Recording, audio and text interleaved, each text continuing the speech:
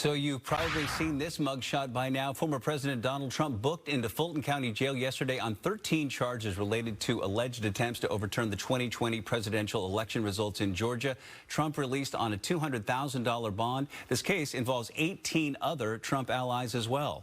Alexandria Hoff joining us live from Washington, D.C. this morning to break down what comes next for the former president. Good morning to you. And as we mentioned, Trump is hoping to become the Republican nominee for president as these legal cases are swirling around him. So how is he trying to use the jail booking and mugshot as kind of a boost for his campaign?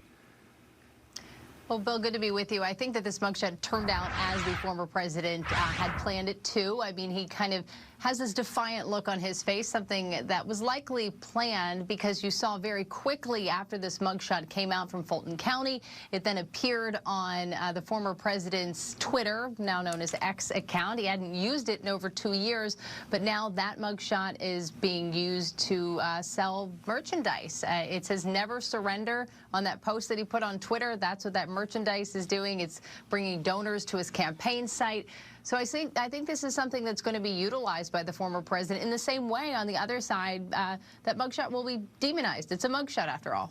As with this case and the other ones that Trump is facing in New York and on the federal level, his lawyers trying to postpone these trials until after the 2024 election. How likely is it that we actually see this Georgia case go to trial in October as it's now scheduled? Yeah, that's a really ambitious date, October 23rd, set by Fani Willis, or being proposed by Fani Willis. I mean, you have 19 defendants here in this case. It seems like that is a proposition to a judge in kind of a back-and-forth manner.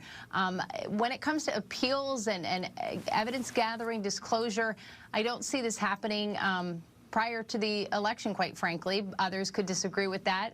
There are some defendants asking for a speedy trial, some asking for their charges to be promoted to the federal level. So it gets really, really complicated, and especially so for the president as he tries, former president, as he tries to get his former title back and traverse the country, navigating a campaign schedule on top of court hearing dates. So what is the response this morning from other Republicans and presidential candidates? Well, we do know that there is a House committee that is looking into potentially investigating Fani Willis, the DA in Fulton County. And largely what we've seen from the candidates that are running against former President Trump on the Republican side is that they do agree that they feel that this is election interference. They do believe that this is trying to dry up the campaign funds of the former president. So there, to his defense, largely, you have the outliers like former New Jersey Governor Chris Christie, who would be one, Asa Hutchinson. They're not all down with this, but most Republicans are standing up for the former president in this. Alexandria Hoff live in Washington, D.C. for us this morning. We appreciate it. Thank you so much, Bill.